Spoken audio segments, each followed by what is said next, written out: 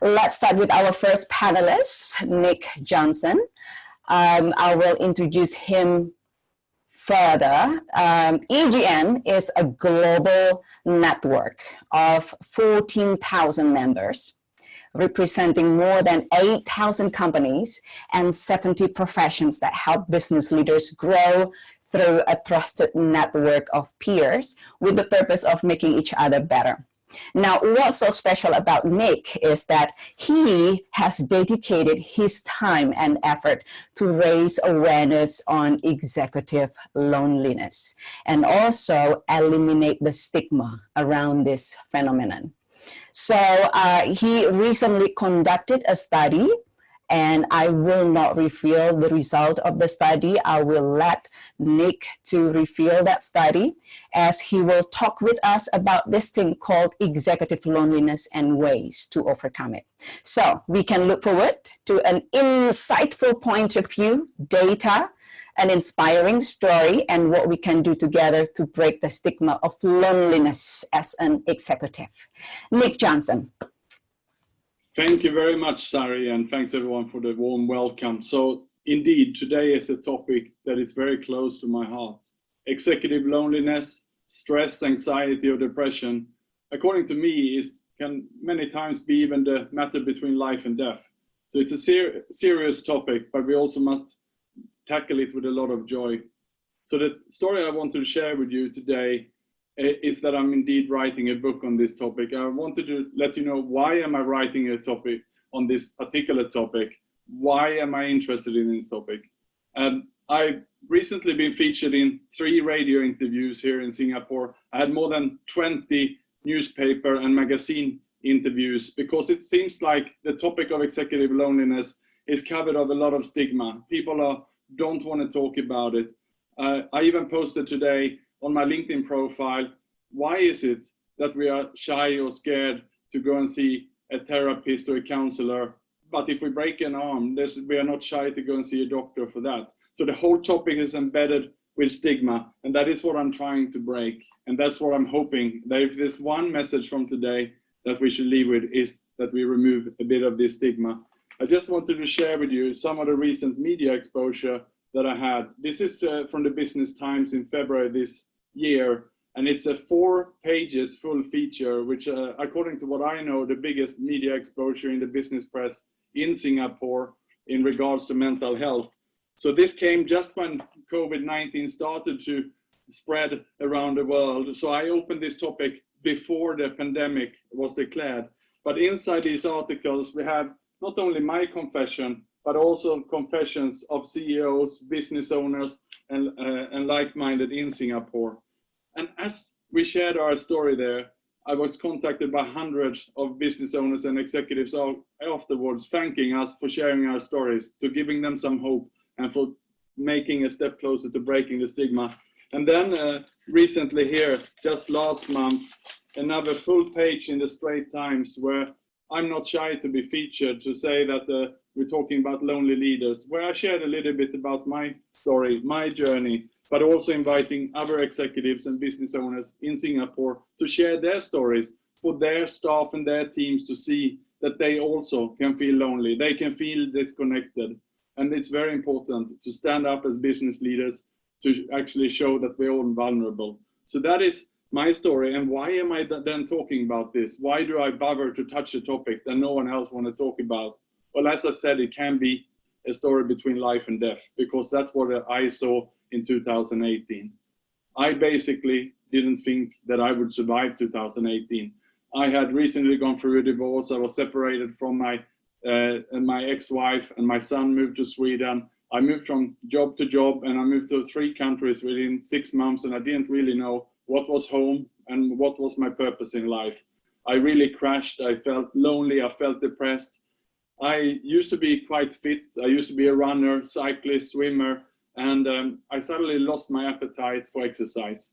I started to gain weight, and then I suddenly moved to Singapore in 2018 in January for a job. And within 2-3 months, I didn't exercise anymore. I gained 20 kilos. And instead of exercising and doing healthy things to relax, I was going to the bar after work, and I was drinking beers instead. So I ended up in a downward spiral, and I just felt worse. In April 2018, I remember lying in my bed, looking at my swollen foot, which was so swollen that I couldn't put on a shoe. It was later on diagnosed by a psychologist as a psychosomatic illness. So basically it's something that is mental, that is swallowing up on the body. So that's how ill I was. While I'm lying there in the bed, I remember writing my testament and my will because I thought I was not going to survive this. I was not suicidal, I never been, but I thought that I cannot go on like this. I was just in a very bad space. Then suddenly something happened. It just turned, and suddenly I started to feel better. What I did was, and what saved my life then, was that I started to tell people how I felt. I started to tell people around me. I started to open up. I started to be honest because I felt that I had nothing else to lose. And very quickly I started to get better. And then boom, suddenly one day my colleague and friend committed suicide. He seemed to have everything going for him. He had been to Mount Everest base camp where he had climbed, and it was one of his dreams. He had a girlfriend he loved. He posted on Facebook that he'd never been happier. Suddenly he was gone. I called up his brother. No one could understand what was happening, why he committed suicide. That's when I decided that this decision that I did to speak up, to talk to people about how I felt, was life-saving. Because how many times have you heard someone committed a suicide and no one knows the answer, simply because they didn't speak up? So that is where we need to break this. And it's all because of the stigma that people are not willing to speak about it. And that is a little bit of what I wanted to share with you today. So here is, by the way, the photo of me when I, in 2018, gained 20 kilos. Luckily, I found a way back. I lost it, and I'm still today very healthy compared to what I was then. So the first question then, when I start to write this book, which I'm hoping to have on the shelf by end of this year, is what is loneliness? I had to ask myself, what is loneliness? And I quickly come to understand that you don't have to be by yourself or lonely as such to feel lonely. Because when I was unwell in 2018, I could be in a room full of people, even my family, my friends, and I didn't feel the connection. Because I had lost the connection inside me, I couldn't feel connected to other people. It was a terrible state to be in, and that is why it's hard for us when we are healthy to understand that there can be people around us who can fake this, who can act like they are feeling connected, but we don't know unless we really manage to have a deep conversation with them and get them to speak up. So that is the first finding I had. And then I did a survey of senior executives in Singapore. I wanted to figure out how they are feeling. I also looked into the global research findings. The first finding I saw was that globally around 5% of all people are suffering from depression. So I included a few questions like this in my survey when I surveyed executives in Singapore, and the findings quite shocked me. I found that 30% of the executives I surveyed in Singapore currently are depressed or have suffered from depression. That means that it's 6 times higher than the average. I, of course, also looked into why it was so high in Singapore. Many were working away from Europe, US, India, and so on, and they were not at home, just like myself. So expats indeed seem to be a higher risk group. Or men also seem to be a higher risk group, especially if they were single. So that really was an alarm bell for me to understand how dangerous this disease and illness can be. Then I looked into the next point, which raised another alarm bell, that if you look at the mental health, and here is a research from the UK showing that 75% of the people who need help don't seek help due to the stigma. And how often do we hear this? People are too scared to be seen at the medical clinic saying that they're not mentally fit. And that is what we're finding ourselves. And I went to a therapist myself last year as part of my recovery. And when I wanted to check in on Facebook, like we do when we're at the gym or the restaurant or the bar on the location, there was only 3 people who checked in there in the whole history of that place, because people are so scared and so shy to show that they're even going to try to sort themselves out mentally. Then when I surveyed the executives in Singapore, we found out that 82% of them find it difficult to talk about executive loneliness in their organization. So that's aligned with the global research that shows that people wouldn't seek professional help, and neither would they ask and talk about it with a boss inside the company. because they're scared that they're going to be looked on as weak. They're supposed to be perhaps someone who is caring for themselves. And that is just adding to this challenge we have. So what I'm saying here is that people are reluctant to talk about mental health, and especially then if we even go to stage to talk about suicide. But how can we address an issue, and how can we overcome this if we are not even talking about it? Suicide was decriminalized in Singapore last year. We can now talk about it. We can address it. I'm a volunteer myself at the moment for the Samaritans, the SOS, which is a suicide prevention agency here in Singapore, because we need those kinds of organizations, and we need to have these healthy conversations in order to break the stigma. So if I just wanted to share briefly, so how did it work for me? How did I come out by breaking the pattern? And I just wanted to share very briefly, and this is what my book is about in much more detail. It's my story, interviews with other people. How did they turn it around? Because when you ask people honestly, most executives have been there. They've been depressed. They've been under extreme pressure. They had anxiety attacks. It's the only difference is that some are open and honest and share about it, while the most are not sharing about it. So that is what I'm digging into. And I know that I only have 2 more minutes here now today, but I thought I should very briefly take you through step by step how it helped for me. So the first thing I did was by being honest, being vulnerable.